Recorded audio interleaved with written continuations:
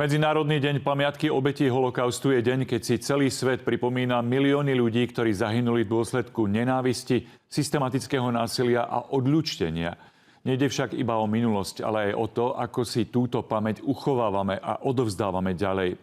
O význame pripomínania a úlohe umenia v pamäti holokaustu sa teraz porozprávame s klavíristom a skladateľom pre bývalý koncentračný tábor Auschwitz-Birkenau Miroslavom Rácom. Dobrý deň, vítajte v štúdiu. Dobrý deň, ďakujem za pozvanie. Medzinárodný deň pamiatky obetí holokaustu sa každoročne vracia a pripomína. Čo pre vás osobne tento deň znamená? Tak v prvom rade dnes si pripomíname 81. výročie oslobodenia najväčšieho koncentračného tábora v Osvienčime. Koncentračný tábor v Osvienčime Auschwitz-Birkenau bol oslobodený 27.1.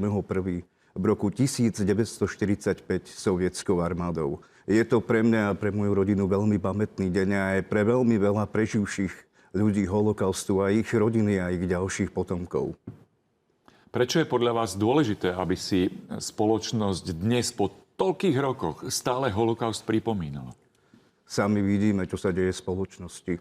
Vidíme, že spoločnosť je ohrozená rasizmom, xenofóbiou, antisemitizmom a ďalšími inými izmami a stále sa to vracia. A stále to treba pripomínať a ja to pripomínam prostredníctvom svojich dokumentárno-hudobných filmov, ktoré sú venované obetiam holokaustu, Slovenského národného povstania, Varšavského povstania, Varšavského getta a mnohých ďalších iných dokumentov, ktoré som natočil a ktoré sa so mnou natočili a ktoré sa zaoberajú touto tematikou. Dnešný svet je celý pokazený a stále sa to vracia. Tento svet je ako keby nakazený nejakým vírusom a stále ten vírus tu pretrváva a nedá sa odstrániť. Ale my v Auschwitz-Birkenau ľudia, ktorí sa zaoberajú touto témou, máme veľmi veľké jasno v tejto veci a bojujeme a nevzdáme sa a stále budeme bojovať proti tomuto zlu. Vy sa podieľate na oživovaní pamäti prostredníctvom hudby, ako ste naznačili. Čím dokáže podľa vás umenie osloviť ľudí inak, než slova alebo učebnice? Hudba je celospoločenský jazyk. Hudba otvára ľudské srdcia. Hudba dokáže človeka povzniesť a pripomenúť mu to všetko, čo sa stalo. A veľa ľudí mi hovorí, že keď počúvajú moju hudbu, že sa im premietol v ich hlave celý ich život. A to isté hovoria aj preživší holokaust, ktorí chodia na moje koncerty aj vo Osvienčime a po celom svete. Ako sa dá o holokauste hovoriť citlivo, ale zároveň tak, aby to nebolo vzdialené dnešnému človeku? Je to vôbec možné? Určite áno. Stále sme tu preto, aby sme to pripomínali. Mladé generácie jednoznačne potrebujú vedieť pravdu. Nie nepravdu a netreba vôbec dávať do popredia nejakých terajších nacistov, ktorí sedia v parlamentoch Európskej únie alebo v európskych parlamentoch. Hej? Ale stále treba tým deťom a tým ďalším generáciám dávať jasne najavo, že to nie je cesta.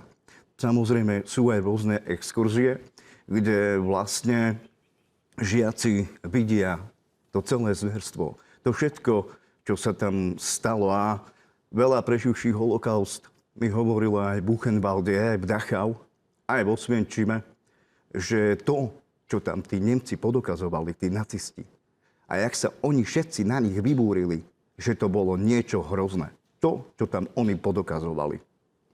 Vidíte v súčasnosti riziko, že sa aj dnes vytráca, povedzme, empatia, ľudskosť a prostredníctvom toho aj porozumenie pre tie hrôzy a tragédie z minulosti?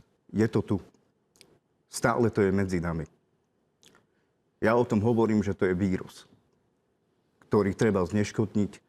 A stále sa snažíme, aj prostredníctvom, a ja sa snažím aj s múzeom Auschwitz-Birkenau a s ďalšími koncentračnými tábormi a jednotlivcami a s preživšími holokaust bojovať proti tomu.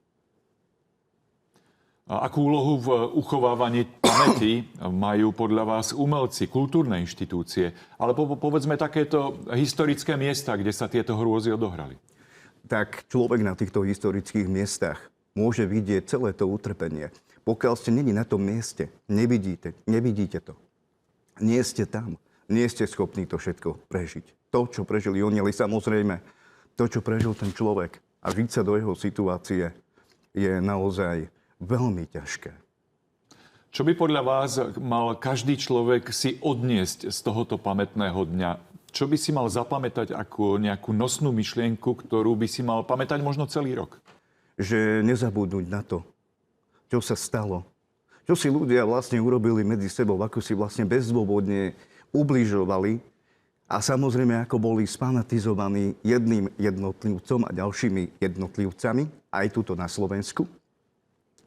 A odniesť si z toho hlavne poučenie z histórie o tom, že už aby toto, čo sa stalo pred 81 rokmi, aby sa to neopakovalo a aby ľudia boli k sebe dobrí, aby sa navzájom neposudzovali, neodsudzovali, neponižovali a aby sa ani nad nikým nepovyšovali. Prečo sa podľa vás medzi ľuďmi opäť šíri, povedzme, neľudskosť, nenávisť? Prečo sa objavujú prejavy, ktoré sú tak dôverne známe z týchto starých záberov spred 81 rokov? Tieto izmy, ktoré sú tu aj dnes, tu boli a nevieme sa ich zbaviť. Objavuje sa to, lebo rôzni ľudia stále žijú touto myšlienkou a vlastne túto myšlienku dávajú do hlav ďalším ľuďom a aj niektorí ľudia, ako hovoríte, sú vlastne nakazení rasizmom a xenofóbiou a antisemitizmom. Ale si musíme uvedomiť jednu vec, a to všetci, že človek nikdy nemá ubližovať človeku. Práve že to, aby sme sa pekne k sebe správali a vážili si jeden druhého. A toto všetko, čo tu dneska je, chcel by som aj trošku ísť do súčasného dejania na Slovensku o zákonoch, ktoré by tu vlastne mali byť schvaľované. Popieranie holokaustu je akože v poriadku. Tak to určite absolútne nie, že niekto tu bude popierať holokaust a akože nebude ani trestne stíhaný a nebude mať z toho nič. Hajlovanie tu akože bude v poriadku a bude to úplne povolené. Jednoducho, ľudia, prebuďme sa a nedovolme tejto nenávisti, aby vošla zase ďalej a aby sa rozširovala. Zatvorme jej totálne dvere. Hovorí Miroslav Rác, ďakujem pekne za rozhovor. Ďakujem.